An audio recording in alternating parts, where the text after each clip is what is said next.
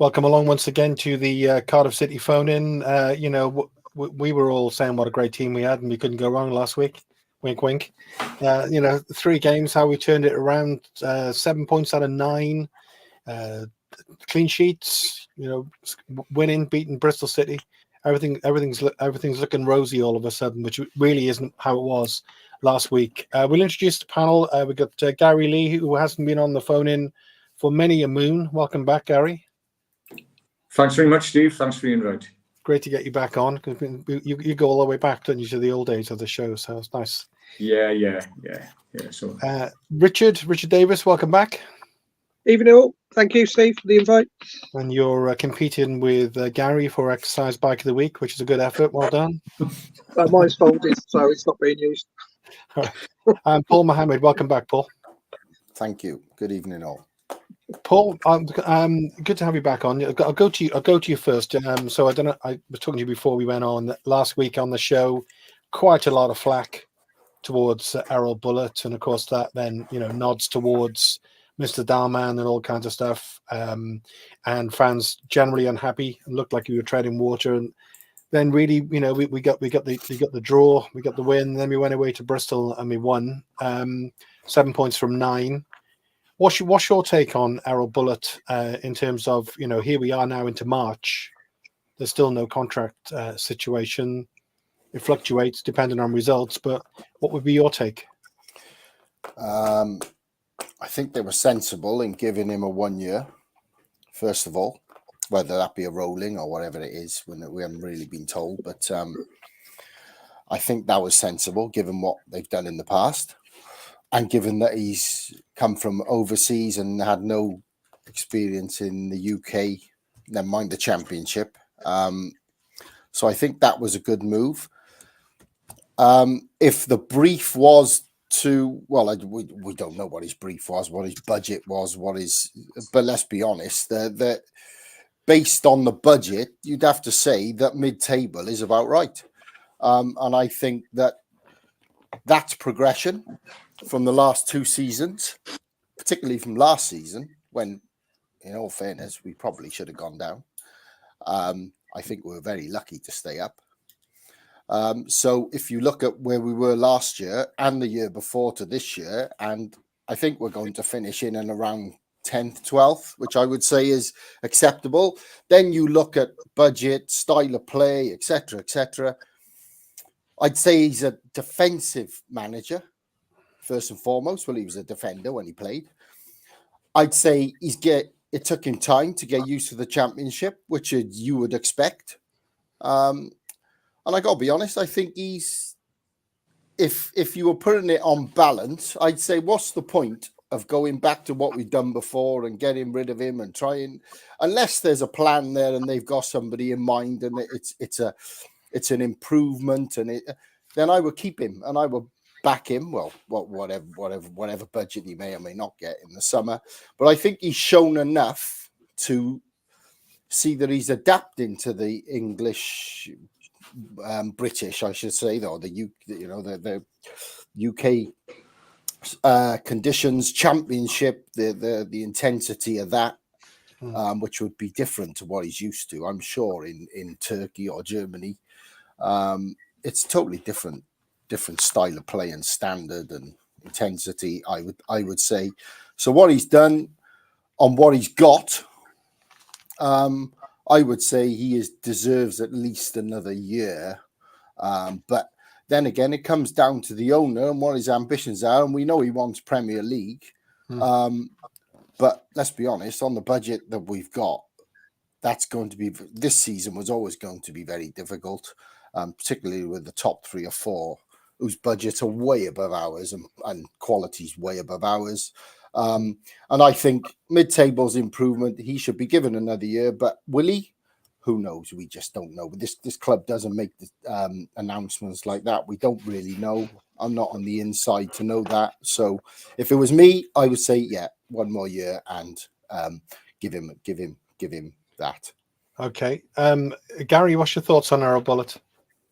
Yeah, I would probably agree with Paul there, Steve. The thing is, when whoever's in charge next year, whether it be Errol Bullitt or somebody else, it all depends on our budget, doesn't it? If they're not going to back him, we can't keep building sides on loans and free transfers and very little money spent. So I think that you're going to have to push the boat out a little bit. I think clear the decks again. A lot, as I said before, I think a lot of the boys out of contract, they'll all be gone, and we're discussing whether Ojo's out of contract. Well, and what he's shown down here in nearly 3 years now, he's not even playing for Cardiff every week, is he? So, and I think really got to, if we go back to squid, I wouldn't trust if you get rid of Errol Bullitt or if he walks. That's another point of discussion, really. Who are you going to get in? Because I just don't know if I'd really put great faith in them. Getting anybody in would be an improvement. And he's had a year now. He seems to be bedding down with he's got Gutas here and Siopis here, doesn't he? Purely because he knows them, And also about a month ago, didn't they hire a director of football or a chief scout or something who's broadly based, knows the sort of Turkish and German leagues, doesn't he? So I find that strange that you're going to get a guy in like that if your manager isn't going to be here next year. But obviously, prior to the January window, I don't think he was very happy, was he? I don't think he was very happy that we basically got everybody in on the last 2 or 3 days of the window, And I don't know if he's truly happy with, I certainly don't think that. I thought Jeju was the last day was an absolute panic sign, and at the moment he shows nothing, does he? Really, he's way off the pace, and he's made remarks this week about him expecting a lot more from him, and I think he's disappointed with him so far. So, I think if we did get rid of him, we like Paul said, we're back to square one, aren't we? We're back to square one, new manager. New play, he probably he probably wants to bring his own players again, and we start all over again, and there's no continuity, is there? So what do you do then? Yeah, and there's a lot in what you said there. There's some nice comments coming in. Thanks very much, everyone, for supporting the show and putting the comments in. Richard, just to say to you, going back to what Gary's talking about there. In terms of your take on it, has it honestly changed this week to what it was last week? By the way, we're picking up a few results. Are you prepared to give them some time? I think we should.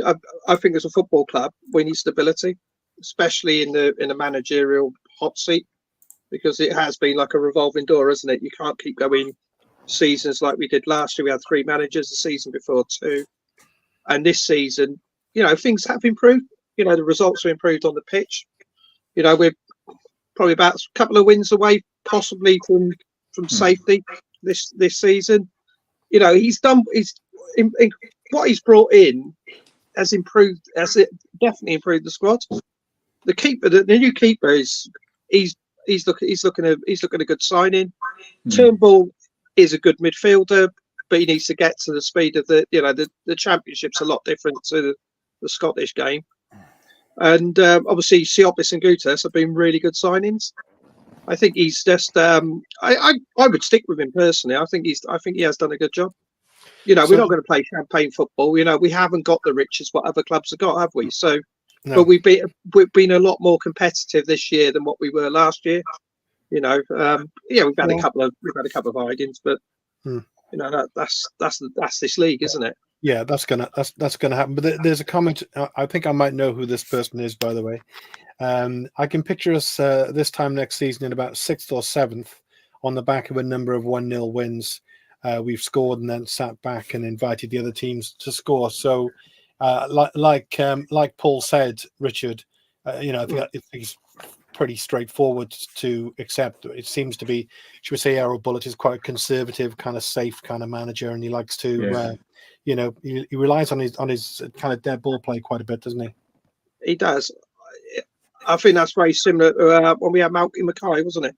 Because the football wasn't attractive, but we ground out wins, and you had to defend. And Phillips, the lad Nathaniel Phillips from Liverpool, sort of like settling in quite nicely. He's looking building a decent partnership with Gutas. He looks a really good player. Yeah. I think if you look what he's done in the transfer window, Apart from we haven't got a striker, but he's done everything else. He seems to improve the team. Yeah. You know, we are certainly a better side than what we were last year. We are. Yeah. And I think sometimes you've got to look at that and think, well, yes, we'd like to sort of like be challenged at the top end of the championship again, but you've got to be realistic. After 2 seasons in the bottom, you know, struggling around the bottom 6, you know, you have to be realistic where you are. And I think Phillips looks a good sign. Phillips looks a good signing. Patriots needed as well, isn't it? Yeah, I think Phillips looks a real good signing. And thank God we've got him, because with you know, McGuinness being out long term, if we didn't have Phillips there, now we'd be right in the, you know, we'd be desperate for a back four, wouldn't we? Really? Yeah. He's slotted in quite nicely, hasn't he? Yeah, he's slotted in quite nicely. He's had a couple of decent games, yeah. So that's an interesting one, Paul, because where I find a little bit with Errol Bullitt, I wonder maybe he's a bit cute actually with trying to depict how good his English is. So he comes out with things sometimes you think, oh, is there a language thing going on? Like the way he has identified Nat Phillips, hasn't he, from the last game, we're talking about, you know, lauding the way he controls the ball at the back. And then, but previous to that, of course, the comments about the comments he made about other players in more of a negative sense, most noticeably Ollie Tanner, you know, and then calling him out, and then there he is, comes on against Bristol City, looked pretty good, you know. So is there some good man management going on there, I wonder? Yeah, I noticed that actually, because what I saw with Tanner was his work off the ball when he came on, because we seemed to drop a bit from the last 20 minutes. We invited them on, as we usually do, and we seemed to drop in a lot. And I noticed with Ollie Tanner, he was working back a lot more, because in his position, he's going to be, his work needs to be done off the ball far more than on the ball. And I think that was the reason that he called him out, that it maybe there's things we don't see, attitude in training and things like that. I'm not so sure you should do that in the press. No, not me. I'm not a big fan of that. If I'm, sometimes they like to flex their muscles, these managers, don't they? And they like to show the fans that this is what we're doing. And he left him out of the squad for 1 game, and he comes back, and he did well when he came on Saturday, in fairness. I mean, he's a raw teenager, not teenager, is he? Tanner, how old is he? 20, he's a young player. He's a young player who is he's in his first full season, isn't he? He's been out on loan. He's played at non-league. He's been out on loan at non-league. He's finding his way. He's a talent, but he's a work in progress, and you can't expect too much from him. So I think it was good in a way, but not so much in the publicity stakes, putting it in the press. But there you go. If that's his style, then so be it. I think with the January window, if I'm other than the striker problem, which we've always had, and we've always panicked and bought and got somebody in the last minute of the fax machine or whatever. We've always done that, and and you can almost expect it every window. But I think in all the other positions, I think it was improvement.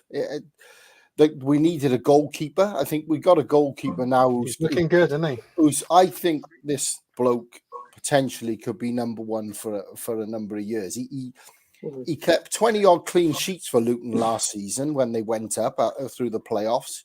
He's a good, solid. Okay, he might not be amazing with his feet. I don't want the keepers dribbling out, and as long as he's a decent keeper, commands his box, which he looks like he does.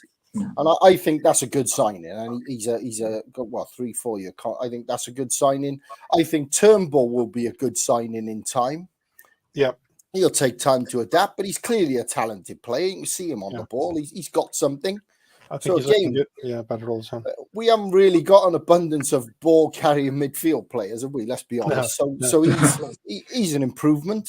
We don't score that many goals from open play. We're a set piece side, nearly 50% of our goals. We're not a massive counter-attacking team either with pace.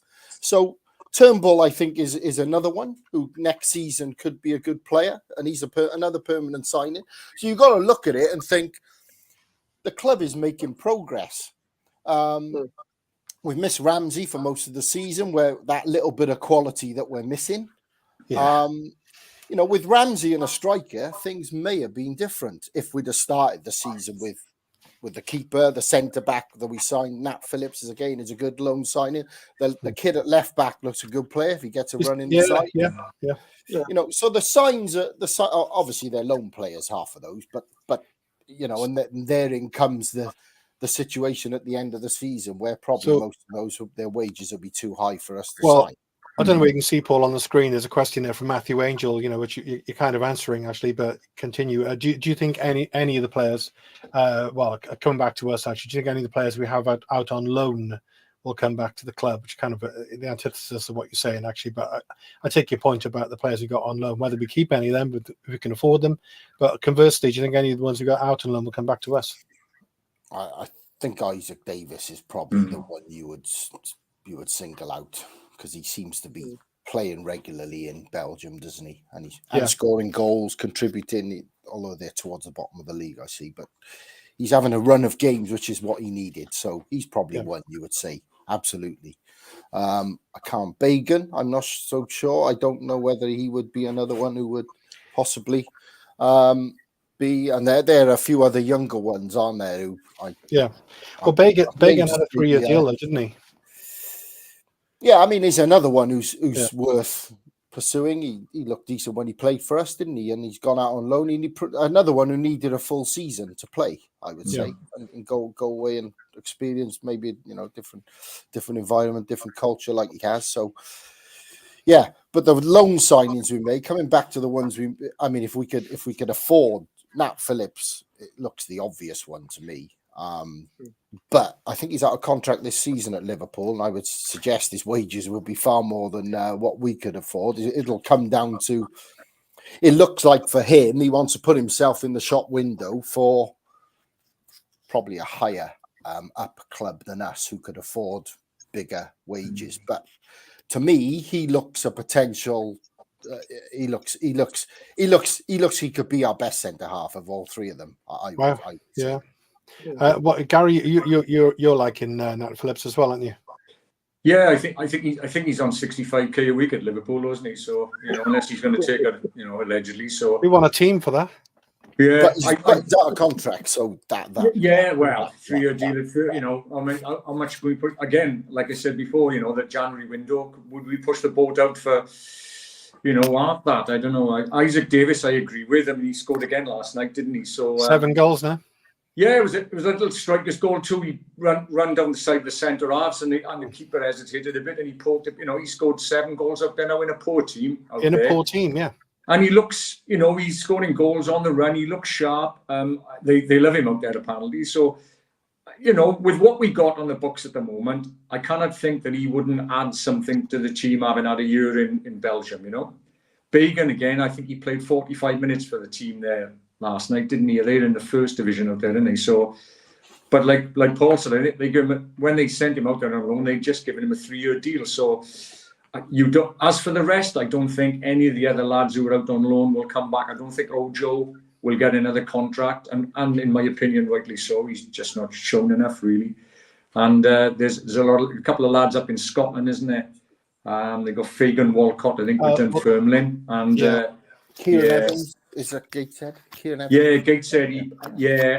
I just cannot see. I think if you're going as far down as Gateshead, I don't think you're coming back to a champion. No, he's out of contract at the end of the season. Yeah, I just can't see. I just can't see it. You know, no. I just can't see any of these. Other than I think they're the obvious two. Yeah. You know, and then other than that, I just can't see any of those. And Denham's another one, isn't he? You know, Denham's another one. I really like Denham, and I know it's, you know, and he's not playing at a decent, really high level. He's playing for Sligo, isn't he, in Ireland? Yeah. A mate of mine, he's a lifelong City fan. He lives in Ireland now, so he's become his second club's become Sligo. You know, so he can watch Ollie Denham. Yeah. And apparently he's looking great. You know, I mean, you can only play against the level you're up against. I think he's got something about him. I really do. But whether we'll keep him, he's still quite young though, Denham, isn't he? Denham is still quite young. Yeah. He's still a young pro. So, you know, going out to play in Ireland might not be a bad thing for him. Yeah. You know, I suppose it's about going out and getting a lot of these youngsters have gone out to play competitive football game time instead of sitting around, you know, in the the development teams where you're not really, it's sort of like, it's like more or less like a testimonial game, a lot of it. So at least they're going out playing competitive football, and they're going out, taking them out of their comfort zone really as well, aren't they? So, and that can always, that can either make or break them really. So that's not a bad thing. Yeah, I mean, the other thing, Richard, as well with Isaac, I think we were, as well, I was as a person of a certain age, thinking, oh, poor old Isaac, hundreds of miles away from home, you must be lonely and la la la. But he's been talking a good game and saying he's loving it. Apparently his girlfriend's gone out there with him, and I think it's quite good, really. He reminds me a little bit of the Ernie scenario when he was a kid years ago. And we put him out. Morton, wasn't it? Yeah, Granite Morton. Yeah, and it really brought them on. I think it could do the same with Isaac Davis. Yeah, I think that's the one thing that we do miss, and Isaac Davis has got abundance of his pace, though, isn't it? Yeah. And if he comes back, it all depends how he hits how he comes back to pre-season. Have a good pre-season, he could be back in the first team picture. So Matthew Angel asked the question: do you think we have any chance of keeping any of the loan players? Phillips, as Paul said, reported. I was actually, I think it might have been you, Richard, said he's on really, really big money at Liverpool. He's out of contract in the season, like Paul said. So, we'll see. He's going to find a club. Maybe he can't expect that money moving forward. But he's been brilliant since he's come in. I think he's looking better and better all the time. And then Wilson Esbrand as well, been doing a decent job, and has given us an option at left back. But he's a youngster at Man City. Which of these players, if you could pick one or two to keep, which would they be for you? I would certainly keep Phillips. That'd be one, and I probably would keep the Man City kid as well. Colin Grant. Because I think Collins has gone backwards a bit this season, hasn't he? Because he's had no real sort of like competition. So he's come quite down our left hand side. I think teams have identified it's a bit of a weakness as well. Well, the last three games, Paul, 2 clean sheets. I mean, we were averaging a goal a game, but we kept 2 clean sheets. We do look. I think I've got to give some credit actually to Wilson Esbrand for that. Actually, the youngster coming in a left back, and Nat Phillips has really settled into it because he hadn't played much football, Paul, before he came here for a long time. We're looking pretty good at the back, and the keeper, as you said, Horvath, and a good thing, like you said, Horvath and Turnbull, moving forward, they're ours, Yeah, so the defense is shaping up well, Paul. I think they're good. They were good signings, those two, Turnbull and the keeper, as I said. But the loan player, he's out of contract too with Man City. Esbrand, he's 21. Oh, is he? Okay, he's out of contract. I mean, that's the classic. They send them out on loan in the last 6 months of their contract to put them in the shop window, to give the players a chance to show themselves in the shop window. Like same as Nat Phillips, he's out of contract too. So it's actually it's a good incentive for those players, and they're good loan signings to have because they're playing for their next contracts, whatever that may be. Hopefully it's with us, because if Esbrand was available as well, then I think he's another one that you would at 21. He looks like he's got enough to say that. But these players need runs. They need runs they need a run in the team, in the squad, in and around it. You can't just put them on as sub and this. They need 4, 5, 6, 7, 8 games, like they're probably going to get now. And then things start to take shape. You can't, because they haven't been playing. They're put out on loan because they haven't been playing. The keeper took a few games, and now he's looking like what he was last season. Yeah, he looked rusty at first, didn't he? Yeah, but he had a good season last year with Luton, and he's a proven international, so that's a good signing. So yeah, Carlin Grant's the other one I was going to say that I think, if you get the right players with him, he's another good player that would be one that, if wages permitted, because I think he's out of contract too with West Brom. He's another one who possibly could be in towards the top earners, of course. But I think Bullet likes him because his work rate's good. He works. His work rate's excellent, isn't it? He's a proper team player, Carlin Grant, and I think the only problem he's got is we don't know exactly which position is his best. No. He actually can float along the front line. I'm going to say not where he is. I'm going to say he's wide. He's a 10. He could actually play a 9. He's a decent player if you get the right players around him, and that's what I said earlier. I think the fact that we miss Ramsey this season, if we'd have got even half the season out of Ramsey, with his quality and his ability to see a pass, and I think if we just lack that, we lack pace through the middle, and we lack the striker, but Ramsey adds that quality. So Paul, I'll ask you first, and then maybe we'll go around on this. So, were we being a little bit unrealistic, thinking that Aaron Ramsey, local lad, and all that, Philly boy, and all this, Welsh international, great signing, glamour signing, and all the rest of it? Were we maybe a little bit unrealistic based on his fairly long term now, injury issues? Did we expect too much from him? Have we expected too much from him? Do you think, Paul?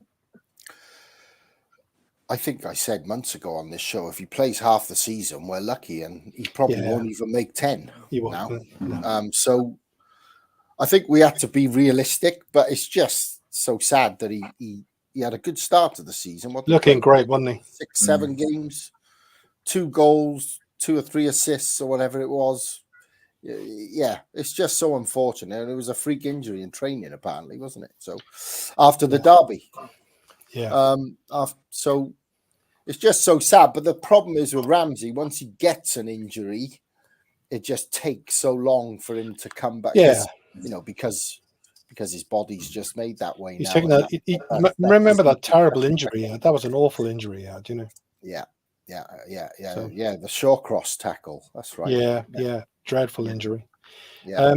Gary, what's your take on that? In as fans, let's face it, we're all jumping through the roof, weren't we? Yeah.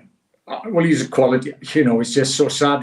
But I think we always knew he was. It's relentless, the championships, isn't it? Saturday, Tuesday, Saturday, when you knew he was never going to play more than. It showed his quality when he came on at West Brom the other week. We were awful up there, and then for 15 minutes, it just turned. We could have scored twice after he came on. I mean, Ted missed an absolute sitter, didn't he? And Ramsey won 3 backstick headers. He just pulls away from people. Cute. And that just shows what we missed for such a long time. It's the only time we looked dangerous up there was when he came on, really. And but with him, unfortunately, he was never going to be more than I thought. Perhaps at the start of the season, he'd play on a Saturday. He won't travel to sort of Sunderland on a Wednesday or something, or go up, but then he just picked up this injury, didn't he? It was all going so well, and he thought, he's played the first 6, and then all of a sudden, bang. So, whether he'll decide to play another season next year, that's another one, isn't it? Well, I mean, the point was made on the show last week, fairly strongly, by Jonathan Wilkins, that we should be looking at the possibility of a player coach role for him moving forward, and then when he plays, it's kind of a bonus. But I would have no problem with that. I mean, he's whether he'd want to do that. Obviously, I think a lot depends on whether Wales qualify now in these in the playoffs. Whether he want to see, obviously, if they manage to qualify, he'll probably want to be around, in the summer, isn't he? So whether he decides to stay on with the City next year for but I would like him to stay in some capacity, because obviously I think it's such a big lift to the players around him. He's a quality player, and we're trying to bring some youngsters through now, like Kean Ashford and Joel Colwell, and we're trying to integrate these people in. And I think to have someone there like and Ruben, he could be such a good, to bring his full potential out if he's ever going to have one, to have somebody there like that who's been that quality in his career would be, I think, would be massive. So, I'd like to keep him at the club, So I'll go to Richard in a second. I just want to ask you, Gary, there's a bit of just a weird thing coming to my head then. I remember, when Craig Bellamy came to us. Yeah. So Craig Bellamy, he actually is from Cardiff, he's actually a Cardiff boy, So he came to the club. and he's always bandied around as being kind of player coach material for Cardiff City. But if you compare him with Aaron Ramsey, they're kind of chalk and cheese. I just wonder, do you see Aaron Ramsey of the two as being the more viable as a player coach at some point with Cardiff City? Well, I don't know whether Craig Bellamy would really want to come back under the current. He left, didn't he, under a bit of a cloud, albeit. I mean, I'm not saying. I think he. So whether he'd really want to come back with the people that everybody at the club is still the same as when he left, aren't they? So whether he'd want to come back under those circumstances. I mean, he's still with Burnley, and I think, irrespective of whether they get relegated, Burnley, which is looking at nailed uncertainty now, I think he'll be staying where he is, to be quite honest. I don't think he's got any great compulsion to come back to Cardiff City at the moment. No, but I mean, I was trying to put words in your mouth there, and I firmly think Aaron Ramsey's got that possibility in him. But that's a big decision. As you say, Steve, totally different characters, aren't they? Yeah, I'm not saying Bellamy was massive when we got promoted. Don't get me wrong, but to say he's a fiery character is a bit of an understatement, really, isn't it? So and with that certain match coming up in a couple of weeks, remember his goal over there, don't we? Oh yeah, if he's in your side, you love him, don't you? I did anyway when he was here, because he had that attitude, he had that edge about him, didn't he? And he drove everybody on, whether you liked him or not. He was a winner, wasn't he? So yeah. So I mean, it was job done, wasn't it? He came back to get us promoted, or help us get us promoted, and he did. So, and I think he was a huge influence in that season. So he was, he's always going to be fondly remembered. He got us into the Premier League, didn't he? He helped us get us into the Premier League for the first time. So. Yeah, I think was he wearing a red shirt at the time? No, let's not go. Yeah, that's the only downside. Yeah. Richard, nothing about it. We'll forget I said that. Yeah. Richard, what's your take on Aaron Ramsey? I suppose in two ways, really. Did we have unrealistic kind of rose-tinted spectacles when we signed him? And I wonder, looking to next season, how much we can expect from him going forward. I think when he arrived in the summer, I think it gave the club it gave everyone around the club a visible lift, and the supporters, everyone, the hometown hero coming home, and wanting to come back and play for the club, which I think was quite key that as well. But I think in terms of sort of like the younger Welsh players, they'll look up to him, because he is a leader. He conducts himself well on and off the field. So you never hear any sort of you never get any bad press with Aaron Ramsey, do you? And I think he could easily fit into sort of like a player coach role. And maybe that, going forward, that's probably the best thing for him as well. And maybe if he's got managerial ambitions though as well, isn't he? So if he has, it's perfect then to sort of like to learn the ropes. Yeah, I mean, like Craig Bellamy was brilliant when we first signed him. Fantastic, that first season he was brilliant, and I think Ramsey, although he's sort of, he's injured again. When he came on at West Brom, you could see him going for everything. His energy levels was something else compared. He was just charging around. So it came as no surprise that he's pulled up again, But I think he's a good example around the club. He's a good person to have around the club, isn't he? So, and that can rub off, especially on the younger players coming through, that are now integrated into the first team. And there's a comment on the screen there for you, Paul. Steve Thomas. Agree, we need stability. Give Errol another year. You were outnumbered on last week's show. Norwich did well, though, standing by Parquet, and let's give Errol a chance. And of course, that seems we can't score goals. I see Ugbo scored again. He's got six now, isn't he? And six since he signed in January. So that's the curse of Cardiff City, Paul. Isn't it? We have a striker. They can't score. They can score for everyone else. And Moore's gone doing what he does, isn't he? Yeah, in the championship. So yeah. But I mean, that's the difference, isn't it? Ipswich were they signed two strikers actually, and they signed that Al Hamadi as the one from the Wimbledon youngster. We were linked with him, funny enough.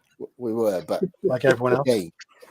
in fairness to Ipswich, who are probably having a freak season, even by their expectations. They gate crashing almost the top two. They probably didn't expect that. So No. you'd say on their part, the two strikers they went out and got in January was good business. Particularly, Kiefer Moore would have. He's just perfect for most championship sides, isn't he? So you know exactly what he's going to do, and he would have done the same for us. But it was all down to money, wasn't it? So, and I'm sure that if we'd have been in and around the top six, I would be pretty sure that the owner would then have punted on that, because then it would have been a worthwhile hedge.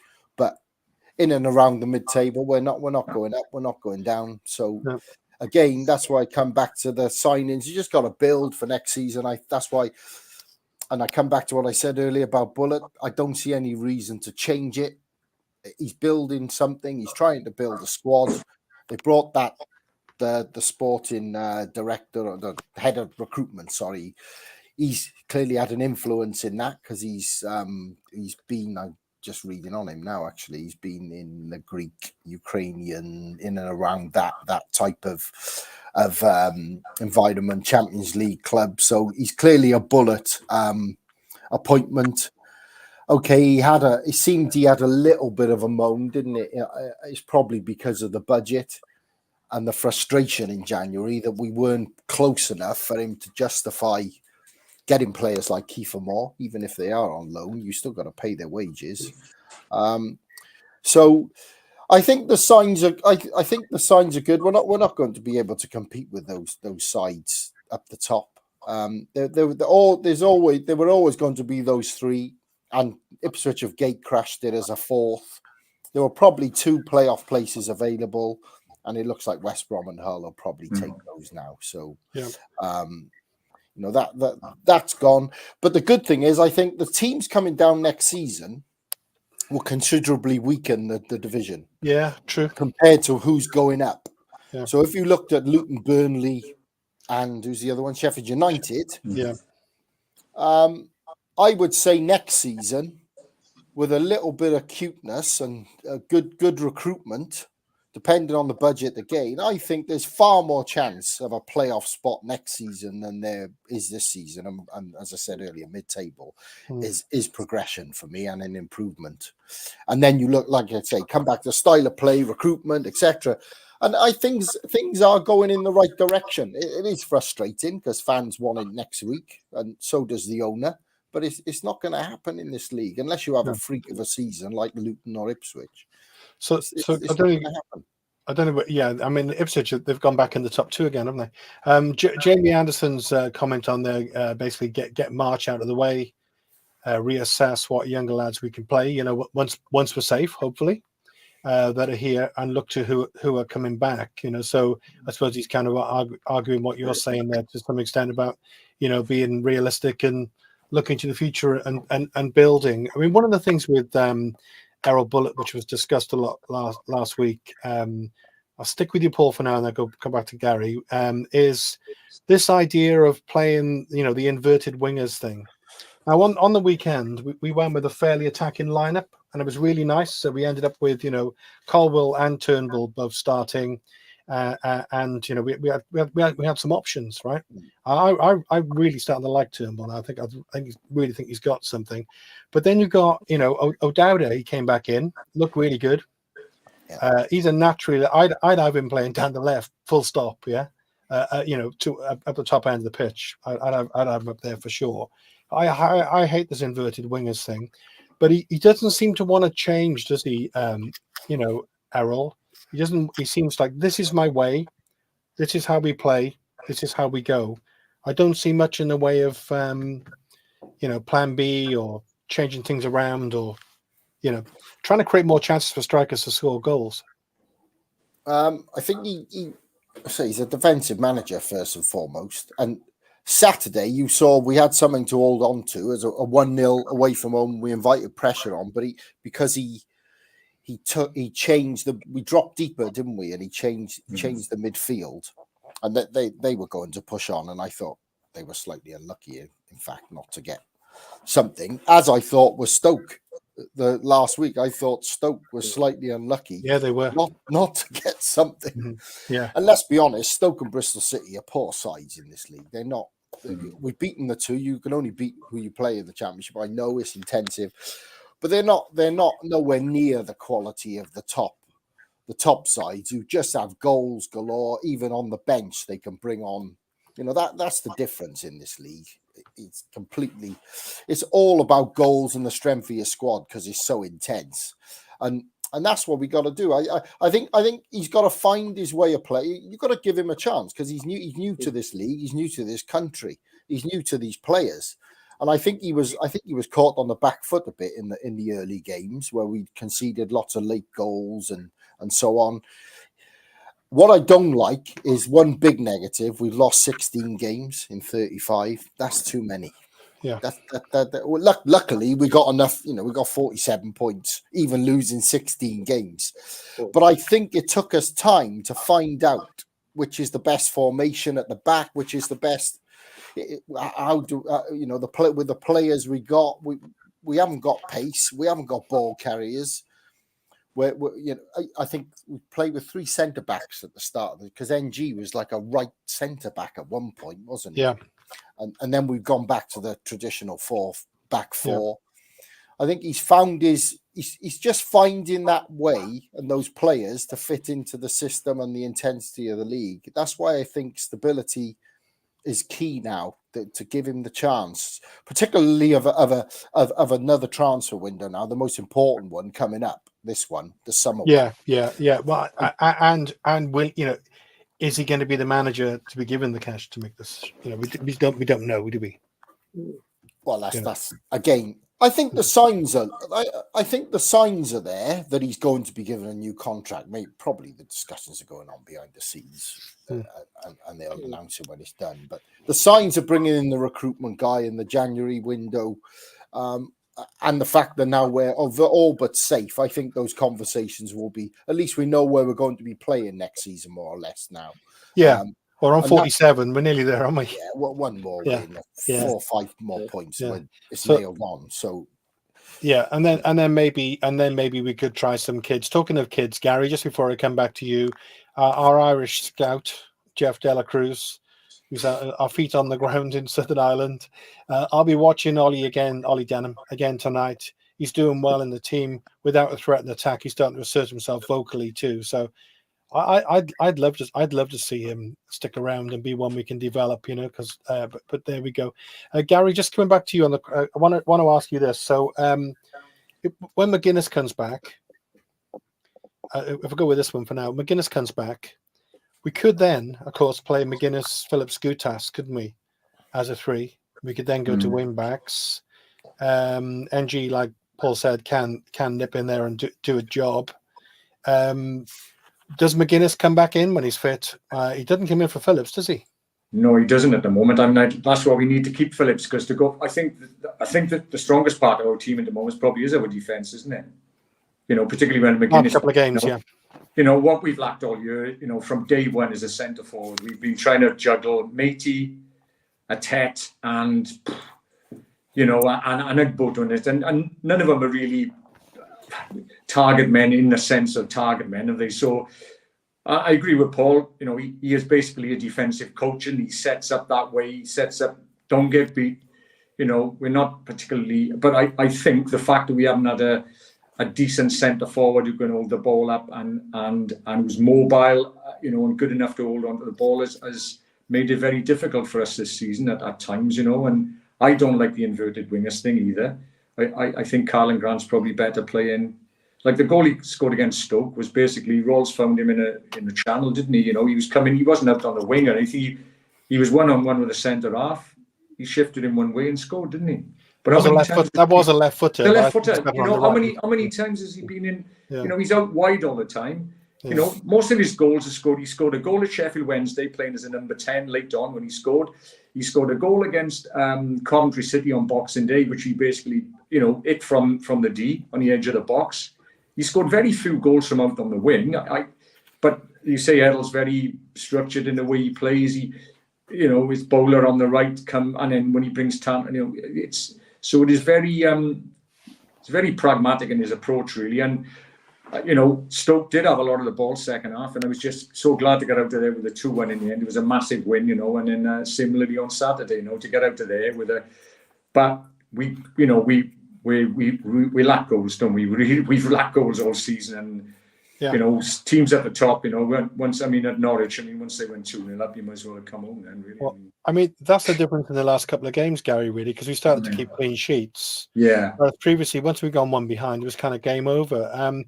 Richard Kingdon's just come back, and we got a Sligo thing going on tonight. I was supposed to be going to Sligo tonight, but the wife nicked the car to go shopping, so Jeff will have to be our spy in Ireland on that one. So if we come away from the McGuinness one, I love McGuinness, by the way. I want him around the club for a long time. But we have got their option then. But if we look to up front, if they're all fit, right? Gary Lee, new Cardiff City manager, yeah, right. You're playing 3 up front, yeah. Who's your 3?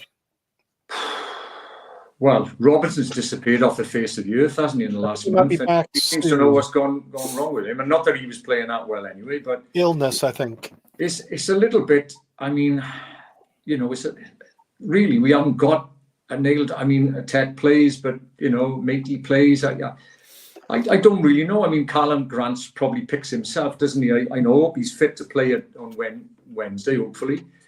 Because that would give us I think if we had him on Saturday at Bristol, he may have made a big difference, you know. Because obviously then they had to shuffle Colwell out to play on that side, and Colwell doesn't. That's the thing, isn't it? How can you play them both? You know. Yeah, and he's not. We all know, Ruben's not a winger, is he? He hasn't got the pace to play out. He's not a left winger.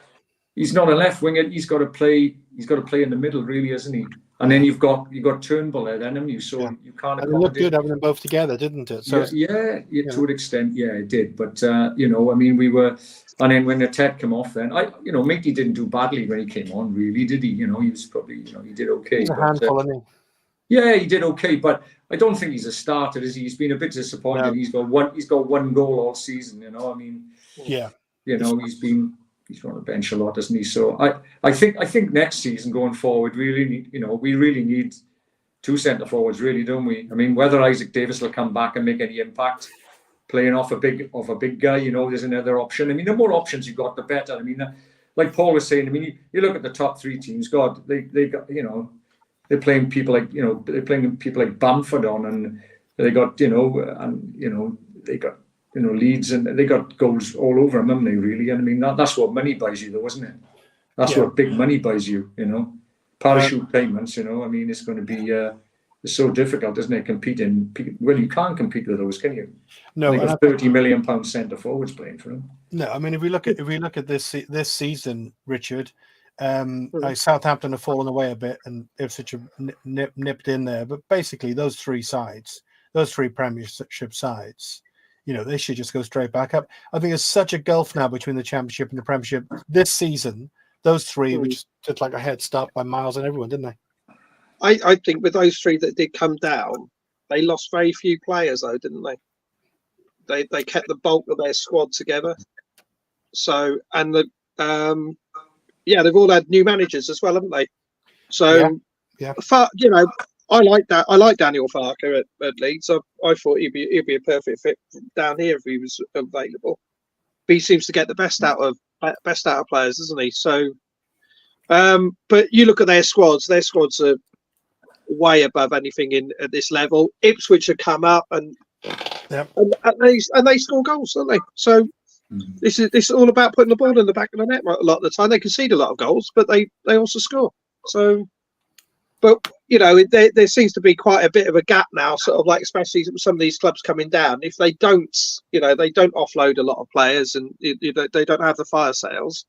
They are in a pretty strong position to bounce back, aren't they? Yeah, I mean, Leeds have won, I don't know how many games. They had won a ridiculous amount of games in a row. They're a huge club in this division, let's face it. And also Leicester, obviously.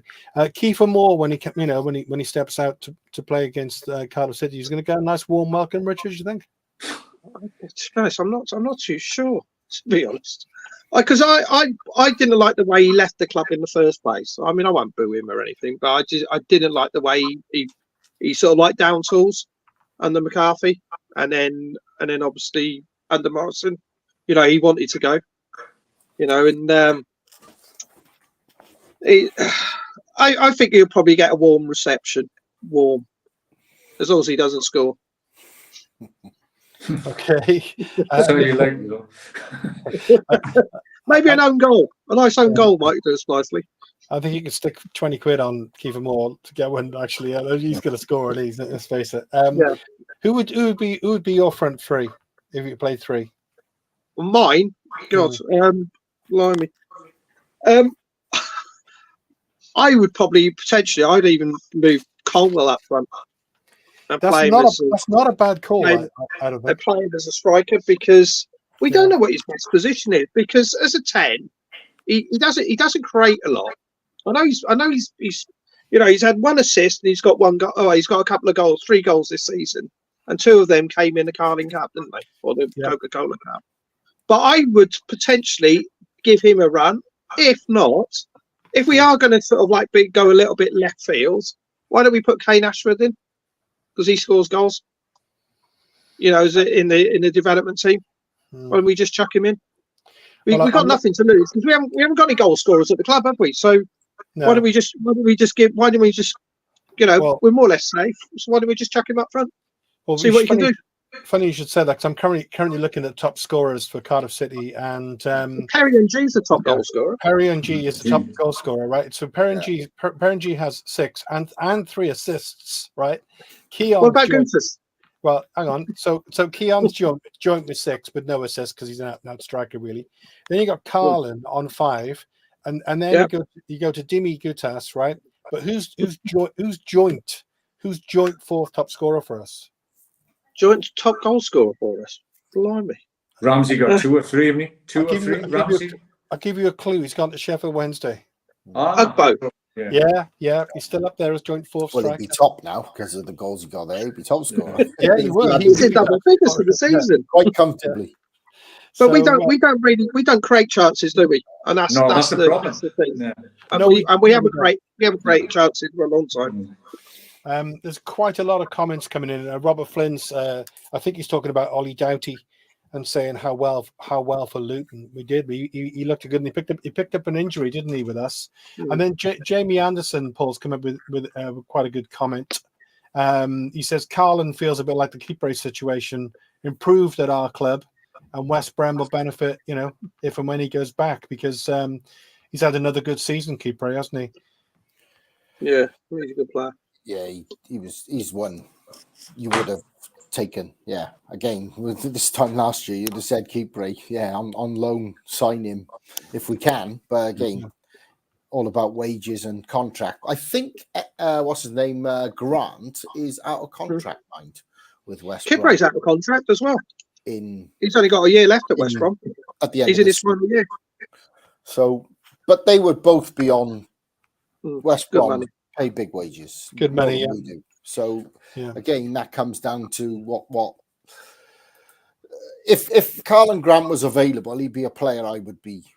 He's 26, so I mean, it's just I wonder what he'd be worth though, Paul, because he went to West Brom for was it 15 million or something mad, wasn't it? No, he went to Huddersfield, didn't he, for 16 million when they were in the Premier League with us that season. That they were even worse than us.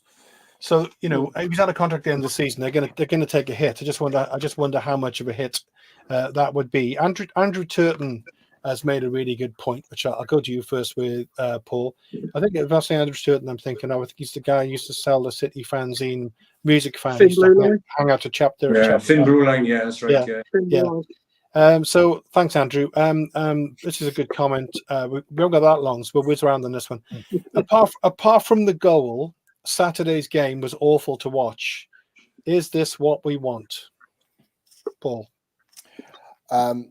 First half was pretty poor, both sides. I think, that's easy to say. Second half, I thought we started better and deserved to take the lead.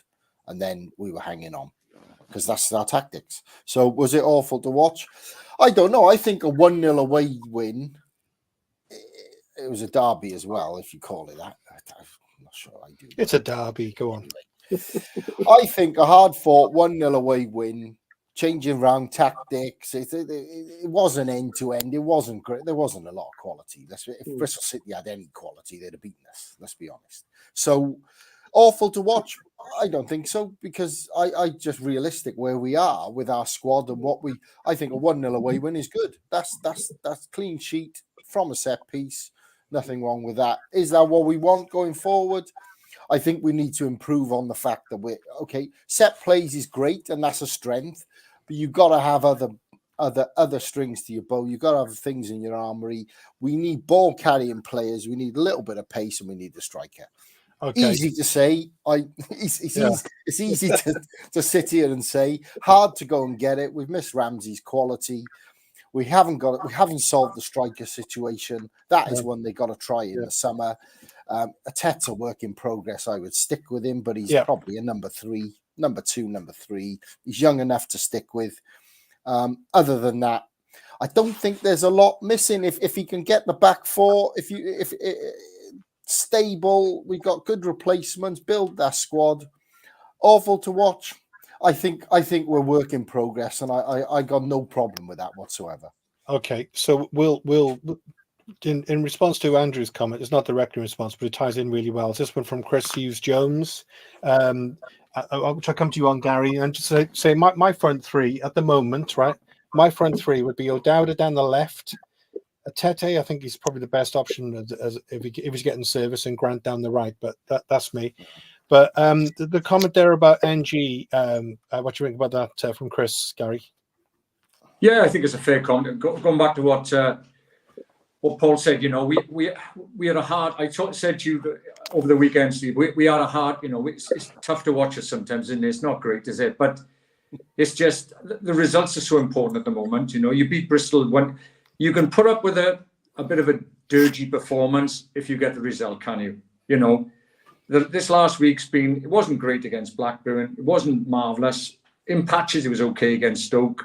It wasn't great on Saturday, but we got 7 out of 9, and that's probably pushing us towards safety now. And so it's where we're at. Unfortunately, we haven't got the centre forwards, and we haven't got enough pace in the side at the moment, and we've lacked a centre forward from day one. So we're getting by, aren't we, really? And I think in our current position, we're staying up is just or being not going any further down the league is the most important thing. So I think if you get a result, any results, particularly away from home, you think, I don't care what the performance was like. It wasn't great to watch, but and I agree with NG. Obviously, he's been probably him and Gutas have probably been our most consistent players this year, haven't they? Particularly NG. 6 goals from you take his goals away, we'd probably be about 8 points worse off, wouldn't we? So most of them ahead us from Grant is in there as a consistent player. Yeah. So Mickey Villains come in. I totally agree with Mojo. Give him, obviously talking about Arrow Bullet. Give him a full window with money. So we'll see if that one happens. Is he going to get it though? Is he going to get money in the summer? And do we have any? Have we got any? And is he? While I don't disagree about giving him another year's contract, I think we've got to stick with a manager for more than 1 season or 6 months But I don't know whether he's going to be convinced again to stay another year if we're going to be, pushing pennies out again, trying to sign another. They got to back. I think they got to back him as far as they can. He might not want to stay, even if we want to give him a contract. That's the big one. No, and he said he was comfortable with that situation, so you can read that any way you like, really. Loads more comments in the chat. Just to say, if you haven't had a chance to look through them, we haven't obviously while we're going through all of them, but I can see most of them. Some brilliant comments. Thanks again for that. Let's just whiz around on Huddersfield and Ipswich. A couple of predictions, Richard. 2-1.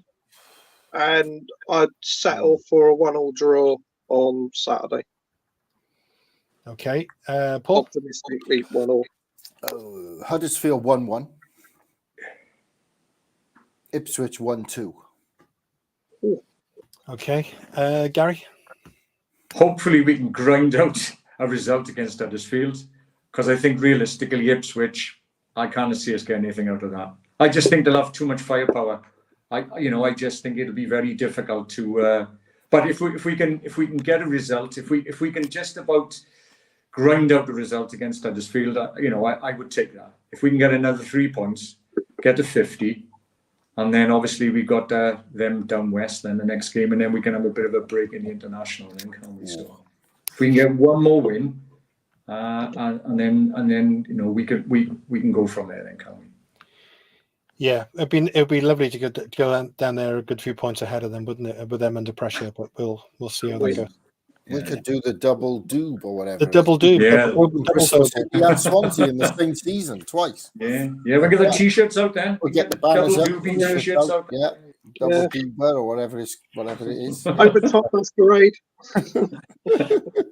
Anyway, on that note, thanks all. Great show. Cheers, guys. Great. Thank you. See you soon. Cheers, lads. Cheers, thank you. Well, lads. Bye. Bye.